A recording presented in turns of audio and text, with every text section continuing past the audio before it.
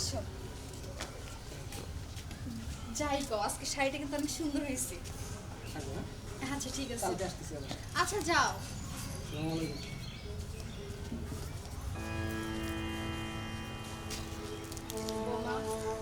কি কিছু কইবেন? কোনটাকে?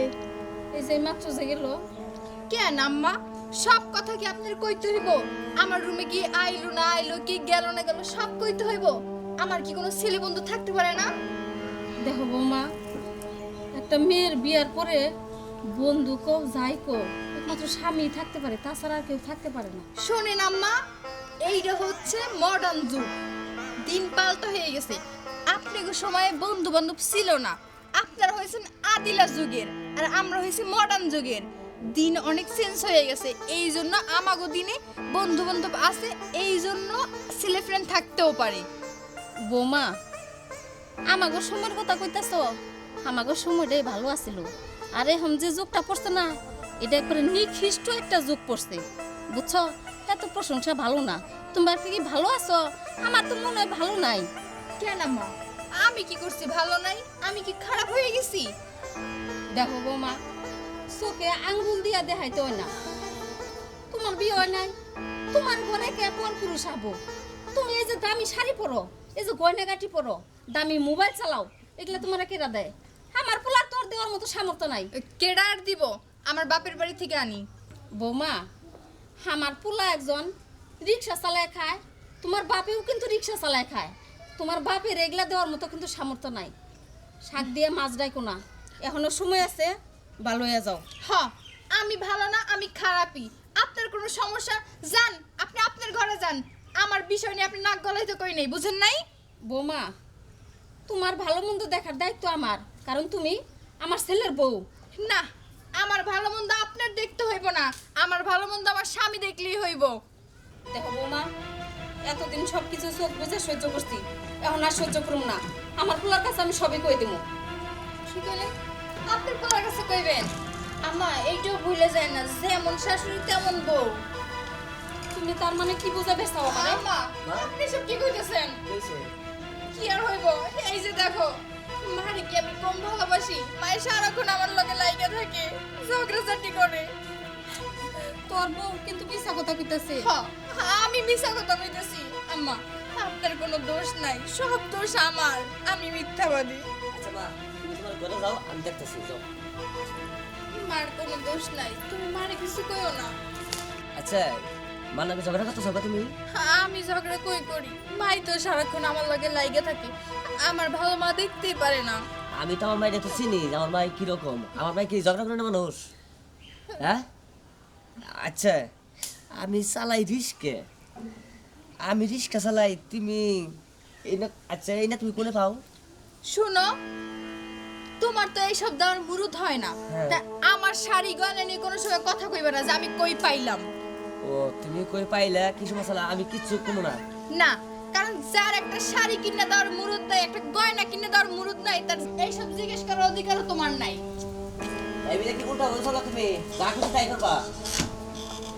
আচ্ছা, এই পোশাক আশাক পাই কোনে? ওর দেয় কেরা? আমার শ্বশুর যে দেবো, আমার শ্বশুর তো সামর্থ্য নাই, কারণ আমার শ্বশুর চালাই রিস্কে। একটা খাবার এসেছিলাম তাও খাবো না, কপাল নাই খারাপ।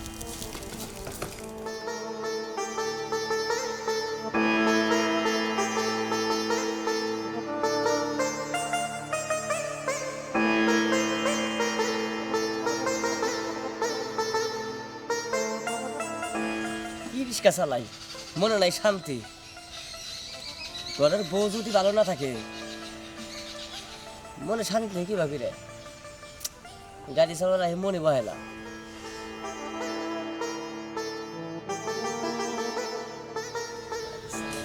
আরে আলমগীর ভাই নাকি? হরে যান না, কি বাসো ভাই? বেশি ভালো না। আচ্ছা যাই হোক ভাই, একটু কথা কমো তোমারে। কি কবি? কিছু মনে করবা না তো? না কতই আগে কো আমারে ভুল বুঝবা না, আরে না, তোর ভুল বুঝবো আমি। তারপরে তুমি কয়ে নাও যে তোর আমি ভুল বুঝবো না। তোরা ভুল বুঝবো না, তুই ক। তুমি কইছো তো। হ্যাঁ কতই। আচ্ছা কথাটা হইলো কি ভাই, ওইসে ভাবিরে আছে না, হ্যাঁ ওই যে ওই বাগানে দেখি কি মাঝে মাঝে একটা পোলার লগে খাড়া খাড়া গল্প করতে। তুই দেখছিস কি ভাই আমি প্রায় অনেক দিনই দেখছি যে খাড়া খাড়া গল্প করতে তোমরা বাগানে না হোমরা বাগানে, কিন্তু ভাই কথা হয়েছে কি পোলাটারে আমি আগে এলাকায় দেখি নাই। অসীম একটা পোলা কই থেকে জানে আহে ভাবির লাগে গল্প গুজব করে আবার কই থেকে জানে চলে যায়। আচ্ছা জান্নাত তুই যেহেতু দেখছস কারোর কাছে কইস না জিনিসটা আমি দেখতাছি ভাই আমি নাই কারোর কাছে নাই কইলাম কিন্তু এইভাবে আর কতদিন যেভাবে দামি শাড়ি দামি গয়না পইরা ঘুরে, এই কথাগুলো তো সরাইতে বেশি দিন লাগবো না। আচ্ছা বিষয়টা কারোর কাছে কইস না হ্যাঁ আচ্ছা ঠিক আছে ভাই, আমি কারোর কাছে কমবো না বিষয়টা, কিন্তু ভাই তুমি দেখো বদনাম হলে কিন্তু তোমারই হইব। সবাই কিন্তু কইবা আলমগীরের বউ মুখটা করছে, বুঝছো? আচ্ছা ঠিক আছে আমি দেখতাছি আচ্ছা বিষয় আমি দেখতাছি। ঠিক আছে ভাই, গেলাম আমি।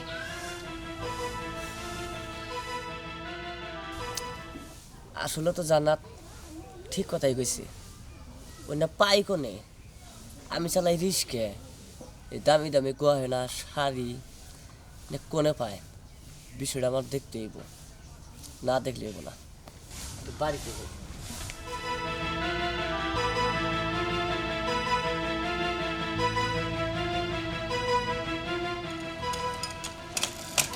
নিশি নিশি ওরে আলমগীর মা নিশি তো তুই যে রিক্সা নিয়ে বাইরে গেলি, তারপরে বৌমারে একটা ফোন দিছে কেরা জানি, ওই ফোন পাওয়ার হাতে হাতে বাড়ি থেকে বাইরে কই জানি গেল। আচ্ছা ঠিক আছে ও মা কোনে গেছে আমি জানি। আচ্ছা তুমি ঘরে যাও আমি আইতাছি। করে খেয়ে যাবি না? না আমি খাম না আমি আই যাও। দেখো তোমার প্রতি আমার কতটা ভালোবাসা, সমস্ত কাজকর্ম রাইখে তারপরে তোমার সাথে দেখা করছি। আমিও তো সংসারে কাজ কামড়া রেখা স্বামীর চোখ ফাঁকি দিয়া তোমার কাছে আসি। ভালো যদি না বাসতাম তাহলে কি আসতাম? তুমি যে এখন আসছো তোমার স্বামী যদি বুঝতে পারে কিছু বলবো না? বুঝতে পারলে তো তা আমার কি, আমি তো চাই ও দেখুক, দেখে একটা ঝামেলা পাকাক, তারপর আমি ওরে ছাইরে দেবো, ছাইরে তোমারে বিয়ে করবো। আমি তো চাই যে তোমার নিয়ে আমি সংসার করি, এইভাবে লুকিয়ে লুকিয়ে কি প্রেম করা যায়? কারণ আমার মন প্রাণ জুড়ে শুধু তুমি আর কেউ নাই। আচ্ছা আমি যে তোমাদের বাসায় যাই, তোমার সাথে সময় দিই তোমার রুমে, ওই দিন যে তোমার শাশুড়ি দেখলো কিছু বলে না? আমার বউ অনেকটা বলার লাগে এবং এটা ফুষ্টি মিষ্টি করে খুব হইতো করবো না কি করবো। আসলে আমাকে সংসারটা তো অভাবের সংসার, তাই তো না কই কি দামি শাড়ি দামি গয়না না কই পায়। আজকাল সেন দেখলাম নিজের চোখে দেখলাম। শোনো, তুমি আমার কিন্তু আরেকটা গয়না কিনে দিবা। গয়না? কি কোন ধরনের গয়না নিবে? এর থেকে অনেক বড় সুন্দর, যেটার দাম 3 থেকে 4 লাখ টাকা। তুমি যখন আমার সব কথা শোনো, আমি তোমারে খুব বিশ্বাস করতাম, তুমি আজকে এই দামি শাড়ি দামি গয়না এনে নিগে তুমি আমার বাধা দিলে। আচ্ছা, তোমার সংসারে থাইকে আমি কি পাইছি? আমার একটা শখ আল্লাহ কিছু পূরণ করতে পারছো তুমি এই পর্যন্ত? পারো নাই। আমি যদি জানতাম তুমি এই শাড়ির লোভে এই গয়নার লোভে তুমি পরপুরুষের সাথে প্রেম করবা, তাহলে আমি প্রয়োজন আমার শরীরে রক্ত বেশি এলেও আমি তোমার কিনা দিতাম। হইছে হইছে, অনেক দিছো। দেখো তোমার এই কথাগুলো আমার একদম ভালো লাগতেছে না। আমি জানি না যে তোমার চরিত্রটা এত খারাপ হইতে পারে। এখন তো জানছো, কি করবা? ডিভোর্স দিবা, সংসারে রাখবা না। তোমার চরিত্র একদম খারাপ, তোমার নিয়ে আর সংসার করবো না। শোনো, আমারও না ইচ্ছা নাই তোমার মতো রিকশাওয়ালার সাথে সংসার করার। তুমি এই মুহূর্তে আমাকে ডিভোর্স দাও, তুমি ডিভোর্স দেওয়ার পরে আমি ওরে বিয়ে করব। এই মুহূর্তে তোমার আমি তালাক দিলাম, কারণ সব কিছু মাইনা নেন যায়, একটা চরিত্রহীন মেয়ে মানুষ মাইনা নেন যায় না। ভাই আসলে ভাই আমার তো কোনো দোষ নাই, দোষটা আমার বউ। আমি একটা সুন্দরী মেয়ে মানুষ দেখলে পুরুষরা তাকাবই। আচ্ছা ঠিক আছে, সুখে দেখো। আরে যাও তো, যাও। আচ্ছা ঠিক আছে, দেখো তোমার আর আমার পথের কাটা একদম শেষ। তাহলে চলো বিয়েটা আমরা আজকেই শেষ করে ফেলি। বিয়ে মানে? বিয়ে করব তোমাকে। আমাকে তুমি বিয়ে করবা? হ্যাঁ। শোনো শোনো, আমি তো আসলে কোনোদিন ওই বিয়ের স্বপ্ন দেখি নাই। মানে আমি তোমার এই দামি গয়না দিছি, দামি শাড়ি দিছি, জাস্ট তোমার সাথে এনজয় করার জন্য।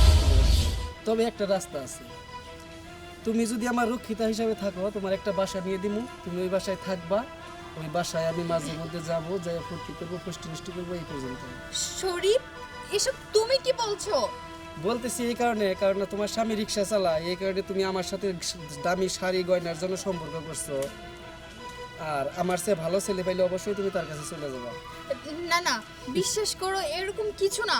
আমি তো তোমার জন্য আমার স্বামীর চোখ ফাঁকি দিয়ে এত কিছু করেছিলাম। হ্যাঁ, ভবিষ্যতে আমার চেয়ে বড় লোক পাইলে আমার চোখ ফাঁকি দিয়েও তুমি তার কাছে যাবা। না না, চলো আমরা আজকে বিয়ে করি, যে সব ঠিক হয়ে যাবে। যে মেয়ে স্বামী রেখে পরপুরুষের সাথে মিশে সে একজন পতিতা, আর একজন পতিতারে নিয়ে ফুর্তি করা যায়। রক্ষিতা হিসেবে যদি থাকো তাহলে ফোন দিও। শরীফ, হায় হায়, এই যে আমি কি করলাম? আজকে আমি আমার স্বামীরে ঠকাইলাম, আমার স্বামীরে ঠকাই আমি নিজেও ঠকে গেলাম। এই কুলো পাইলাম না, ওই কুলো পাইলাম না, মাঝখান থেকে আমি নিঃস্ব হয়ে গেলাম।